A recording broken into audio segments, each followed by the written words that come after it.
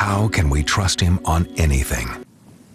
For more, let's bring in R.T. Rybak. He is the mayor of Minneapolis and the vice chairman of the Democratic National Committee. R.T., great to have you with us tonight. I have to say, I have never seen any candidate spit out more lies in a 24-hour period. Romney's opening up his lead in Florida. Is anybody paying much attention to all of these lies down there? What do you think?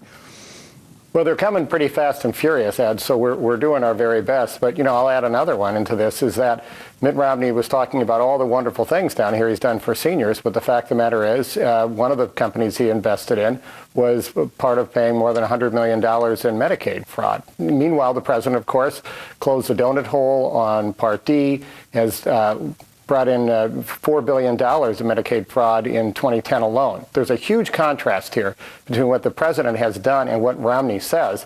But the biggest debate going on in this election seems to be between what Romney says and what Romney does, and it doesn't connect.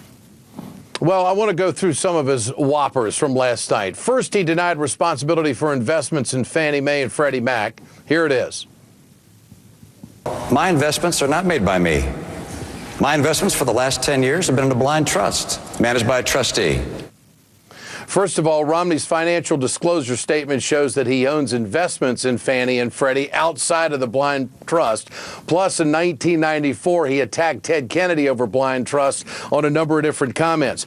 Is this just raw meat for the Obama administration? I mean, is the Obama administration, do they have all of this recorded, the kind of stuff that he has said? Yeah, as I say, Ed, it does take a lot of work because it's coming pretty fast and furious because one inaccuracy, or we may call lie, is compounded by the other. But, I think the number one rationale that Mitt Romney has given for president is that he's a guy who knows how to run businesses and handle money. Well, then let's look at his record. And the more of it comes out, and drip, drip, drip, as he released his tax returns, they're not consistent with his financial disclosure statements. He said he didn't have to give them because those statements were going to be so accurate. Well, they aren't. So let's look at this record. Let's look at this guy who says, geez, worried about what Obama is going to do with Europe, but he's investing in a Swiss bank account. He's somebody who talks about build America, invest in America, and he's got an account in the Cayman Islands. So I think the reality is if Mitt Romney wants to run on his record, then give us the record, release all those tax returns. He gave 28 years of them, by the way, to John McCain, so they're sitting somewhere. Pretty handy to release. Release them all, and let's see them. Romney said this about his voting record. Check this out. I've never voted for a Democrat when there was a Republican on the ballot. Any chance I got to vote against Bill Clinton or Ted Kennedy, I took. I have always voted for a Republican any time there was a Republican on the ballot. And sounds in like you didn't inhale in the voting booth either.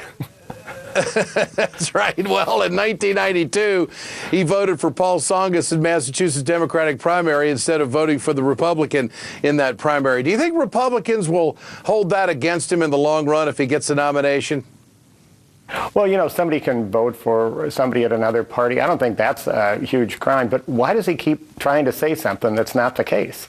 And I think that's one of the things about it. The president's been honest with people. He hasn't made everybody happy, but he's been honest with them and looked them in the eye. And that's what America needs right now. Some straight talk, some common sense. And that's what the president's given. And, not everybody's happy when he does that, but they respect it. Now, what Mitt Romney seems to do is he's up in Iowa, and, we were in Iowa. You were there, too. You heard all those horrible things he said about immigrants. Now he's down here trying to backpedal the other thing because he's got another constituency to try to kiss up to, and then he's going to go somewhere else and say something. It's 50 states, but we have one YouTube. Romney also lied about President Obama. Here's sound cut 3 on this one. Needed Israel for building settlements. He said nothing about thousands of rockets being rained in on Israel from the Gaza Strip. Pretty amazing stuff. When it all comes down to it, who would you rather run against, Newt Gingrich or Mitt Romney?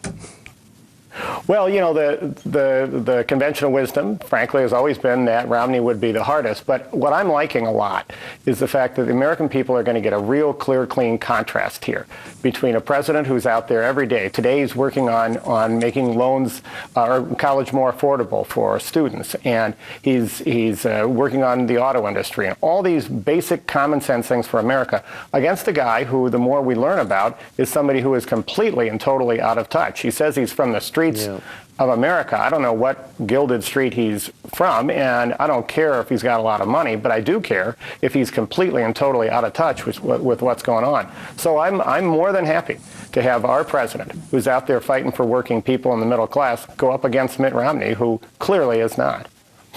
R.T. Rybak, always a pleasure. Good to have you with us on the program tonight. Thanks so much.